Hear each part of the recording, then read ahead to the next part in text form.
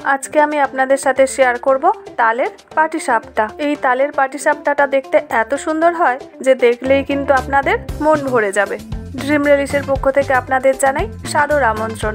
আর আমার আজকের রেসিপি হলো তালের পাটিসাপটা। তাহলে চলুন তালের পাটিসাপটার রেসিপিটা শুরু করা যাক। তালের পাটিসাপটার জন্য প্রথমেই একটা বোলের মধ্যে নিয়ে নিলাম 1 কাপ চালের গুঁড়ো, হাফ কাপ ময়দা, আর যতটা ময়দা ঠিক তার অর্ধেক পরিমাণে নিয়েছি সুজি।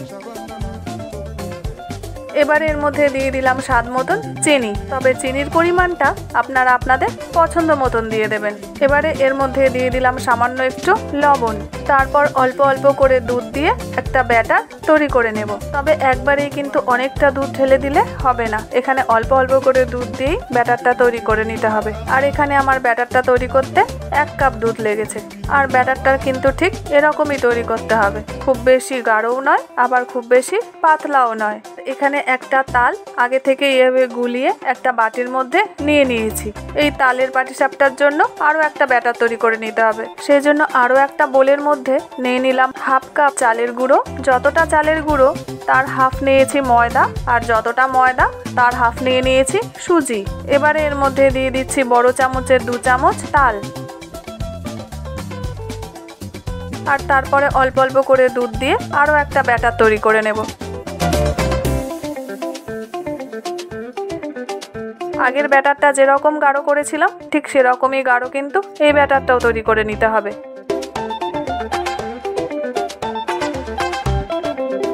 এবারে নারকেলের পুরটা রেডি করে নেব। এখানে একটা গোটা নারকেল আগে থেকেই কুড়িয়ে নিয়েছিলাম, সেই পুরো নারকেলটা দিয়ে দিলাম একটা কড়াইয়ের মধ্যে। এবারে এর মধ্যে দিয়ে দিলাম স্বাদ মতন চিনি, 1 কাপ গুঁড়ো দুধ, দিয়ে দিচ্ছি 1 কাপ পরিমাণে লিকুইড দুধ, আর দিয়ে দিলাম 1 কাপ তাল যেটা আমি আগেই গুলে রেখেছিলাম।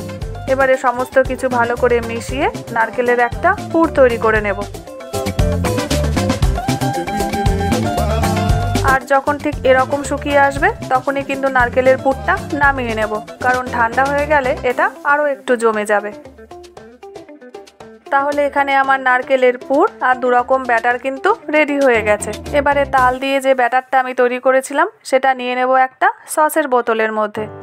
তবে আপনাদের কাছে যদি পাইপিং ব্যাগ থাকে তাহলে ব্যাটারটা সেই পাইপিং ব্যাগের মধ্যেও আপনারা নিয়ে নিতে পারেন, আর তা না হলে যে কোনো একটা প্লাস্টিকের মধ্যে ভরে মুখটা ছোট করে কেটে নিলেও কিন্তু সহজেই আপনারা পিঠেটা বানিয়ে নিতে পারবেন। এদিকে একটা ননস্টিক ফ্রাইং প্যান নিয়ে নিয়েছি, আর এর মধ্যে কিছুটা ঘি এভাবে ব্রাশ করে নিচ্ছি। তবে ঘিয়ের পরিবর্তে এখানে আপনারা অল্প করে সাদা তেলও দিয়ে দিতে পারেন, কিন্তু ঘিটা দিলে পাটিসাপটাটা খেতে ভালো লাগে। এবারে সসের বোতলের মধ্যে যে তালের ব্যাটারটা নিয়েছিলাম সেটা প্রথমে এইভাবে ঘুরিয়ে ঘুরিয়ে একটু ডিজাইন করে নেব। আর ঠিক 2 মিনিট পরে যখন ওপরটা একটু ড্রাই হয়ে আসবে তখন আরো একটা যে ব্যাটার তৈরি করেছিলাম সেটা ওপর থেকে এইভাবে দিয়ে দেব, আর তারপরে চাটুটা ধরে এইভাবে একবার গোল করে ঘুরিয়ে দেব। এবারে ওপরটা যখন একটু ড্রাই হয়ে আসবে তখন যে নারকেলের পুরটা রেডি করেছিলাম সেটা এইভাবে লম্বা লম্বি করে দিয়ে দেব। আর 2 মিনিট ওয়েট করলেই কিন্তু তালের পাটিসাপটাটা একদমই রেডি হয়ে যাবে।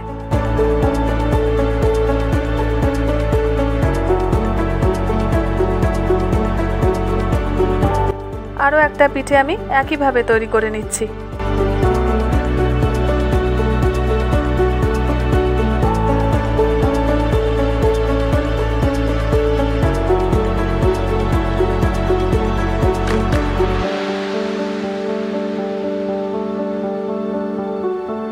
তাহলে দেখলেন তো কত সহজেই বানিয়ে নেওয়া যায় দারুণ টেস্টি তালের পাটিসাপটা। আর এই পাটিসাপটাটা দেখতে যতটাই সুন্দর খেতে কিন্তু ততটাই টেস্টি। তাহলে এই পাটিসাপটার টেস্টটা এনজয় করার জন্য বাড়িতে অবশ্যই একবার বানিয়ে দেখুন, বাড়ির সবার পছন্দ হবে। আর আজকের এই ভিডিওটা যদি আপনাদের ভালো লেগে থাকে তাহলে কমেন্টে কিন্তু আমাকে জানাতে ভুলবেন না। আবার আপনাদের সাথে দেখা হচ্ছে একটা নতুন এপিসোডে নতুন একটা ভিডিও নিয়ে।